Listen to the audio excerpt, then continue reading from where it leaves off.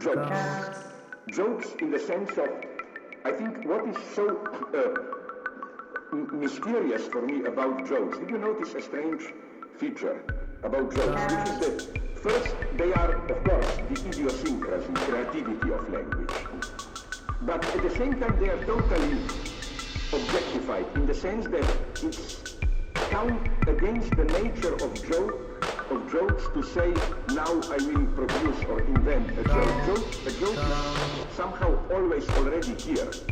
You say, did you hear that joke? You tell jokes. I mean, you know what I mean? Jokes just pop up out of nowhere.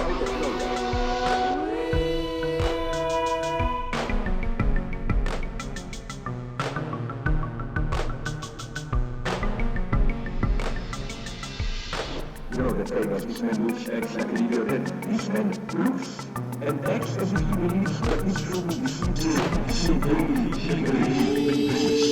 I was thinking we'd start with the canyons and then loop back chronologically. Absolutely. So is it true that you approached Bret Easton Ellis to start the canyons? Is that what the first inception point of? Well, what happened was that we were going to do a film called Bait. A kind of a shark movie in Puerto Rico with Anton Yelchin and Emmy Rossum, and with Spanish money. And that money collapsed with the problems of the euro about 5 weeks before we were supposed to start. And so I sent Bret an email, which is in fact on our Facebook page, and basically, you know, telling him what had happened, and then just saying, you know, why don't we just do something? You know, what you do, and it was not that expensive, you know, good-looking people doing bad things in nice rooms, and you write something, I'll direct it, we'll pay for it. And we don't have to deal with censorship or any of this, don't have to deal with permissions, don't have to have an A-list of actors, we just make it. And that's how it started. And you know, we were both at a place where we were feeling kind of frustrated by the new economics of movie making, in which, you know, the kind of films that we were interested in were being marginalized as commercial ventures. And so we said, you know, why don't we just jump into this new world? And so it was written as a micro budget. And that's a different thing than having a regular film, which then you recalibrate as a no budget film. Everything about the film in terms of the locations, the dialogue, the action, you know, it was written for places we knew where we could work free, you know, the Chateau Marmont, stuff like that. So it was designed to cost nothing. Were there any challenges with that budget, or were there also things that you found it pushed you? Well, I mean, once you just basically say we don't pay, yeah, then, you know, it clears the decks in many ways. You know, you pay you can pay minimum wage, so that's about $100 a day, and we only pay that during shooting, not during prep. And so, you know, people say, you know, permits and all this stuff, we don't pay. You know? And that's that. And it's fine with us if you know, you're not in our movie or not working with us, but we can't, you know. And so it's a kind of,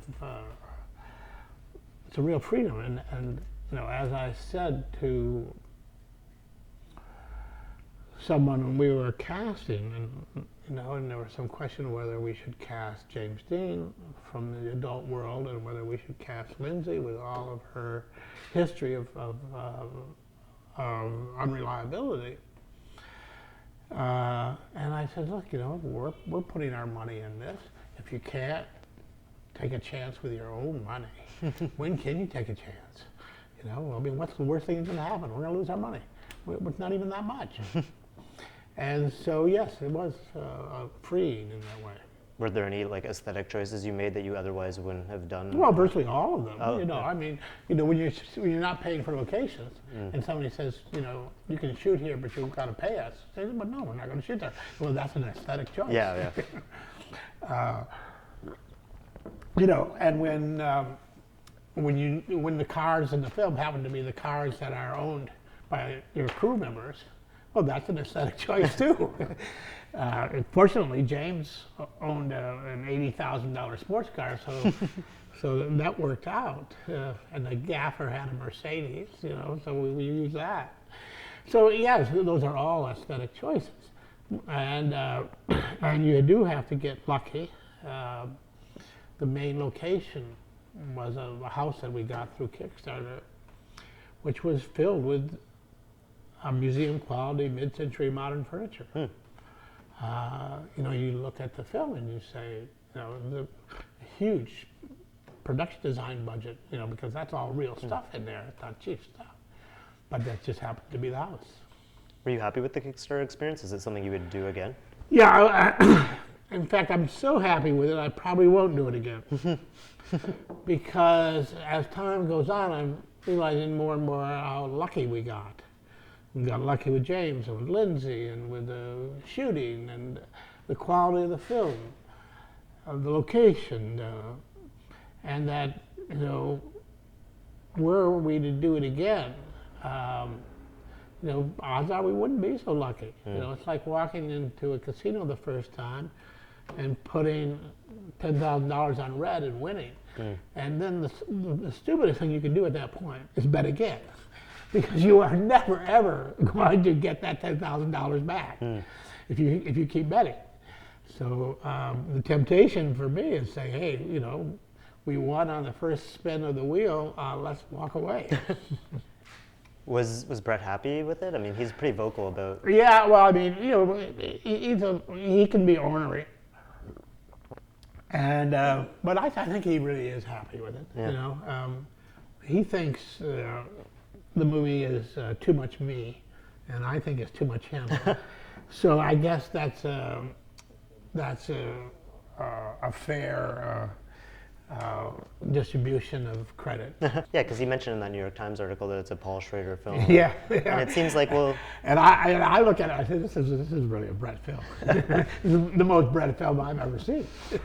And yet there is a relationship with some of your other films, like the comparison's been made to American Gigolo, and I'm wondering how you approach this as a. Well, I mean, certainly Gigolo was not on my mind when we began, because Gigolo was a lot of production design, a lot of expense and sets and all of that, and, you know, and we were shooting in locations, you know, without permits.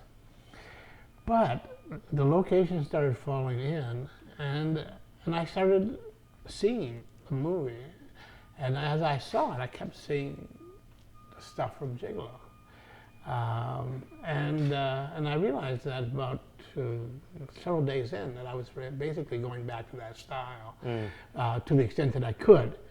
Now, it is a walk and talk movie, which is, in order to do the film at that budget, it's dialogue heavy, mostly just people in rooms talking. That's the cheapest thing you can do when you make a movie, is have people talk. So people talk, and then they walk, they drive around, you play some music, and then they talk again. So when you're doing a dialogue-driven film, you know, it limits the amount of fancy footwork you can do with the camera when they're seated. If you can get them up on their feet, you can do a little bit more. Now, you've taken chances with your actors on this one. You've taken them in the past. How do you feel the performances kind of added up in this one with James and Lindsay? And well, I mean, I think, you know, we got very lucky. I mean, I didn't. You know, we didn't really set out to cast either of them.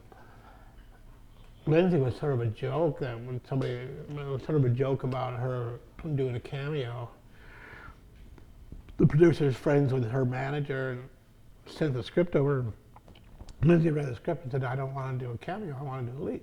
And all of a sudden that started to change. And, you know, we said to her, well, you know, you have to do your own hair and makeup, your own wardrobe, provide, you know, your own transportation. We'll give you free lunch, that's about it. And you know, and she became a 25% partner in the film, and she will be reimbursed quite handsomely. And then Bret had this weird thing with James. I thought it was all a joke, you know, when he started mentioning James. And he had known James through his adult work, not personally. But he did tweet. He said, I'm sort of basing this character I'm writing on the male porn star James Dean. And sure enough, James Dean tweeted back, said, I can't wait to read it. So Bret and James had lunch, and James is quite impressive in person. He's a substantial guy, not a flake, or smart and funny. Both his parents teach at Caltech. Oh. One is literally a rocket scientist, and the other is a cancer scientist. So he's a smart kid, good Jewish boy from Pasadena. And so Bret said, well, Schrader, we'll give you a screen test. And I said, Bret, come on, really, please. This is such a joke. But, you know, he's my partner, and I had to do it. And it just went from one thing to the next, and he was good. He was good. And then this notion, Bret has this notion of post-Empire, which is that we are now in the post-Empire phase of our life, the same way the Brits were in the 19th century, and or the 20th century,